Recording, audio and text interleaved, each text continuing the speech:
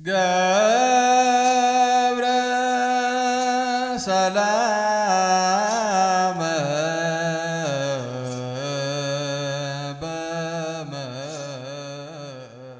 በስመ አብ ወወልድ ወመንፈስ ቅዱስ አሃዱ አምላክ አሜን። ቀዳም ስዑር በሰሙነ ሕማማት በስቅለት ማግስት የሚውለው ቅዳሜ ቀዳም ስዑር በመባል ይጠራል።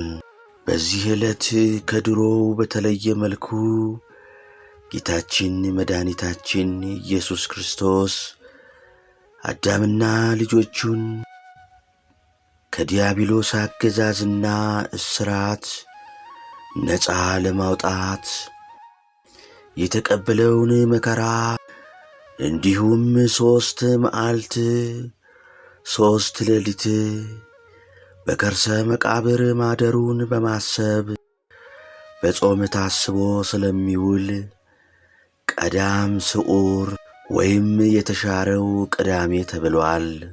የማይጾመው ቅዳሜ ስለሚጾም ስዑር የተሻረ ተብሏል። ቀዳም ስዑር ሌሎችም ስያሜዎች ያሉት ሲሆን እንደሚከተለው ቀርቧል። ለምለም ቅዳሜ ካህናቱ ሌሊት ለምእመናን ለምለም ቄጤማ ስለሚያድሉ ዕለቲቱ በዚህ ስያሜ ተሰይሟል። ቄጤማውንም ምእመናን እስከ ትንሣኤ ሌሊት በራሳቸው ላይ ያስሩታል። በቀዳም ስዑር ቀሳውስቱና ዲያቆናቱ ቃጭል ወይም ቃለ ዓዋዲ እየመቱ ገብረ ሰላመ በመስቀሉ ትንሣኤሁ አግሃደ የሚለውን ያሬዳዊ ዜማ በመዘመር ጌታ በመስቀሉ ሰላምን እንደሰጠን ትንሣኤውንም እንደገለጠልን በማብሰር ቄጤማውን ለምእመናን ይሰጣሉ። ገብረ ሰላም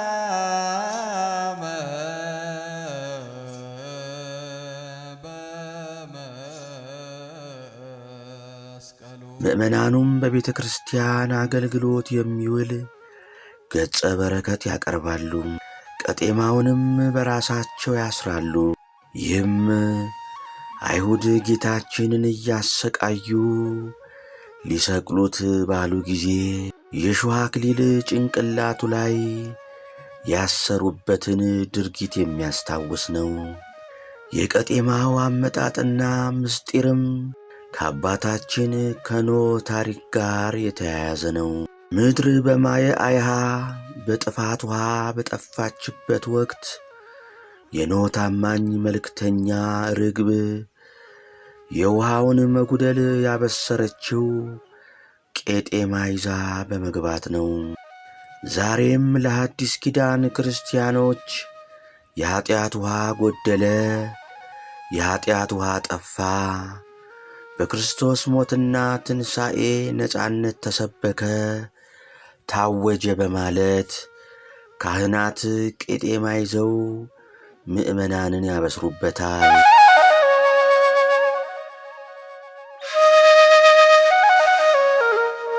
ቅዱስ ቅዳሜ ቅዱስ ቅዳሜ በመባሉ ቅዱስ የሆነ እግዚአብሔር በጥንተ ተፈጥሮ ፍጥረታትን አከናውኖ ከፈጠረ በኋላ በዚህ ቀን ከሥራ ሁሉ ያረፈበት ነው። በዘመነ ሐዲስ ደግሞ የማዳን ሥራውን ሁሉ ፈጽሞ በሥጋው በመቃብር ሲያርፍ በነፍሱ ሲኦልን በርብሮ ባዶዋን አስቀርቷታል። በዚያ ለነበሩት ነፍሳትም የዘለዓለም ዕረፍትን ያወረሰበት ዕለት ስለሆነ ከሌሎቹ ዕለታት የተለየ ዕለት ለማለት ቅዱስ ቅዳሜ ተብሏል። የተወደዳችሁ ክርስቲያኖች ሆይ በአጠቃላይ ሥርዓተ ሕማሙን ሰሙነ ሕማማት ብለው የተለየ ሥርዓት አውጥተው አባቶቻችን ተግተው ያቆዩልንን ሥርዓተ መላእክት ልንጠብቀውም ልንጠቀምበት ይገባል። የዕለታቱን ክብርና ስያሜ ከማወቅና ከመረዳት ጋር በዕለታቱ የታዘዙትን ሃይማኖታዊ ግዴታዎችን መወጣት ከሁላችንም ይጠበቃል። ወስብሐት ለእግዚአብሔር። ገብረ ሰላመ